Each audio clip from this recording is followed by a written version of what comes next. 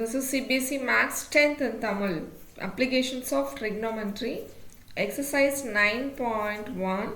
Question number 8. So we have 8 questions more to finish. Okay. So this is the 8th question. See the question, students.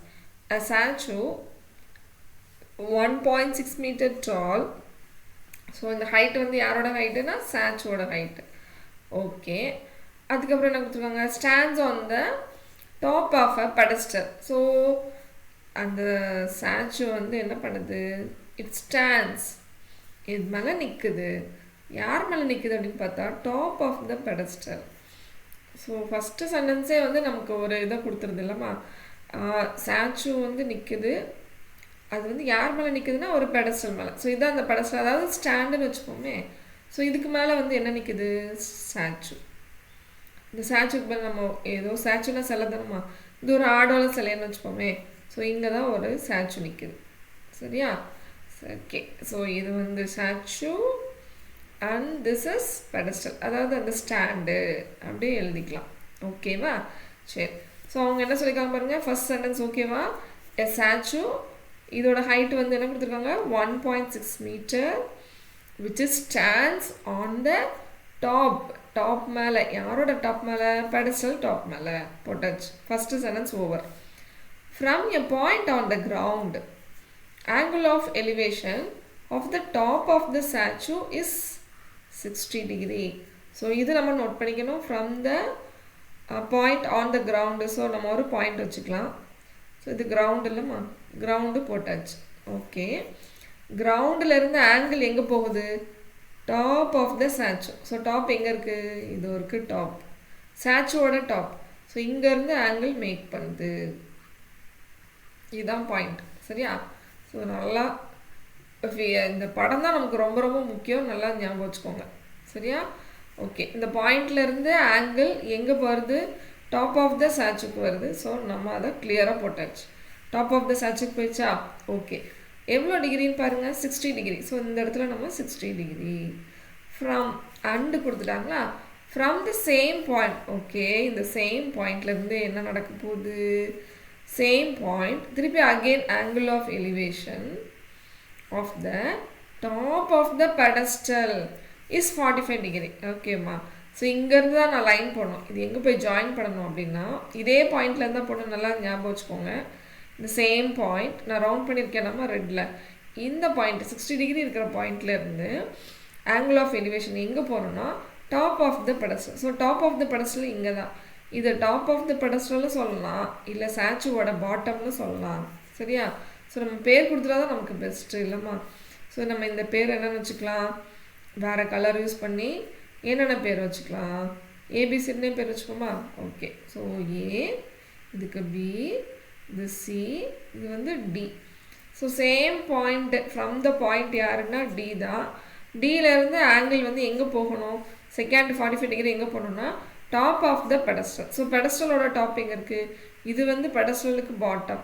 இது வந்து இந்த இடம், அதாவது B தான் வந்து top of the pedestal. So இங்கே தான் இன்னொரு ஆங்கிள் மேக் பண்ணுது. அப்போ இந்த இடத்துல மட்டும் எத்தனை டிகிரி வரணும்னா 45 டிகிரி. ஸோ 60 வந்து மொத்தம் 60 டிகிரி. நல்லா கவனிச்சுக்கோங்க. இது மொத்தமும் 60 டிகிரி, இது மட்டும் 45 டிகிரி. பார்த்தாலே தெரியுது நமக்கு ஆங்கிள் எது சின்னது பெருசு தெரியுதாம்மா? So okay. ஸோ அடுத்த கொஸ்டின் என்ன கொடுத்துருக்காங்க? Find the height of the pedestal. So height எங்கே இருக்குது? இதுதான் ஹைட். ஓகேவா? Height of the pedestal PC தான் நமக்கு தேவை. சரியா? ஸோ நமக்கு கொடுத்துருக்கிற ஒரே இன்ஃபர்மேஷன் என்னது? 1.6 மீட்டர் டால் ஸ்டாச்சு. அதுக்கப்புறம் அவங்க கொடுத்துருக்கிறது எல்லாமே 45 டிகிரியும் அந்த 60 டிகிரி தீட்டாவும் மட்டும்தான். டயக்ராம் புரிஞ்சிருச்சாம்மா? ஸோ இந்த டயக்ராம் வந்து ரொம்ப மைன்யூட்டாக கவனிக்கினா தான் நமக்கு கரெக்டாக போட முடியும்ல. ஏன்னா ஃப்ரம் த சேம் பாயிண்ட்டுன்னு கொடுத்துருக்காங்க, angle of elevation of the top of the pedestal. So நம்ம போடுற அந்த இன்னொரு ஆங்கிள் இந்த ப்ளூ கலரில் போதுலம்மா, அந்த ஆங்கிள் வந்து எங்கே போகணுன்னா டாப் ஆஃப் த பெடஸ்டலுக்கு தான் போகணும். ஸோ பிக்கு தான் போகணும். இந்த விஷயம் நமக்கு கிளியராக தெரிஞ்சிச்சுனாலே படம், அதாவது ஆன்சர் வந்து ரொம்ப ஈஸியாகவே வந்துடும். சரியா? போடலாமா? ஸோ நம்ம எப்பயும் போல இதுக்கு முன்னாடி சம் மாதிரியே தான், tan 45 tan 60 ரெண்டையும் கண்டுபிடிச்சாலே ஆன்சர் ரொம்ப நீட்டாக வந்துடும். செய்யலாமா?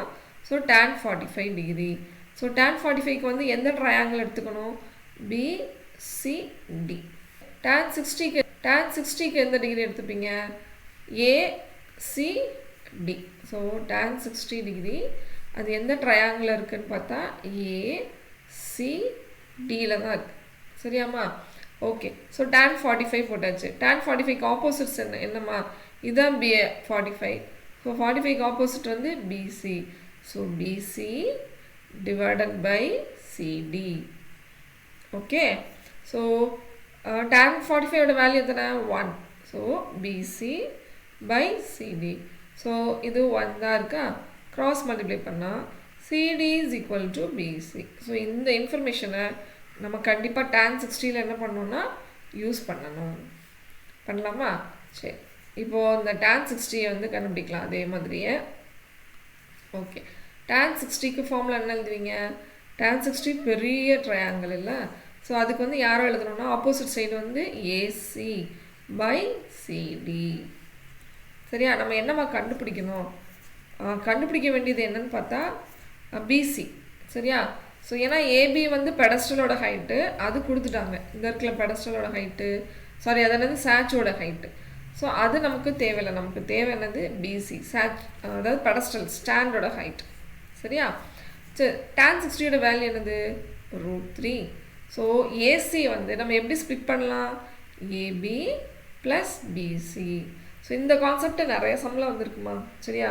அதாவது ஒரு ரெண்டு டோட்டலாக ஒரு சைடு இருக்கும், அதில் வந்து ஹாஃபாக இருக்கும், நம்ம அதை யூஸ் பண்ணுற மாதிரி இருக்கும். ஸோ இந்த கான்செப்ட் எல்லாருக்கும் ஒரு நேரம் புரிஞ்சிருக்கணும், அப்படி தானே? ஸோ டோட்டல் ஹைட்டு வந்து ஏசி, நான் ஆரோ வச்சு காமிக்கட்டுமா? இது பாருங்க, ஏ இங்கேருந்து பி வருது, சி. ஸோ இந்த டோட்டல் ஏசியோட ஹைட்டை நம்ம எப்படி ஸ்ப்ளிட் பண்ணுறோம்? ஏலேருந்து பி, திருப்பி பியிலேருந்து சி. சரியா? ஸோ ரெண்டாக ஸ்ப்ளிட் பண்ணுறோம். ஓகே, ஸோ இப்போ வந்து சப்ஸ்டியூட் பண்ணலாமா? நான் என்ன கண்டுபிடிக்கணும்? எனக்கு என்ன தேவை? பிசி தான். அப்போது ஏபிக்கு பதிலாக நான் என்ன பண்ணணும்னா 1.6. ஏன்னா ஏபி என்ன செஞ்சுட்டாங்க? கொடுத்துட்டாங்க. ஓகேவா? PC by AD. சாரி, நான் இங்கே சிடி போடல, இங்கே போட்டிருக்கேன். இப்போ சிடிக்கு பதிலாக நம்ம என்னம்மா செய்யலாம்? இதோ இருக்கு இல்லையா, இந்த டேர்ம் எடுத்து இங்கே யூஸ் பண்ண போகிறோம். ஸோ சிடிக்கு பதிலாக நான் என்ன பண்ண போகிறேன்னா பிசி போட போகிறேன். அதாவது இங்கே ஏசிக்கு பதிலாக ஏசிக்கு பதிலாக என்ன போட்டிருக்கோம்? ஏபி ப்ளஸ் பிசி போட்டிருக்கேன். கீழே சிடிக்கு பதிலாக என்ன போட்டிருக்கேன்? பிசி போட்டிருக்கேன். ஸோ இதை மட்டும் நம்ம நல்லா நோட் பண்ணிக்கணும். நீங்கள் வந்து சிடிக்கு பதிலாக ஏமா பிசி போட்டிங்க? ஏன்னா பிசி தான் நமக்கு தேவை. ஸோ இந்த பக்கம் √3. அவ்வளோதான், ஆன்சர் பாருங்கள் வந்துருச்சு. கீழே 1 போட்டுக்கலாமா? Cross multiplication. ஸோ √3 பிசி, இந்த பக்கம் என்ன இருக்குது? 1.6 பிசி. ஸோ இந்த பிசி இந்த பக்கம் கொண்டு வந்துடலாம், மைனஸ் பிசி.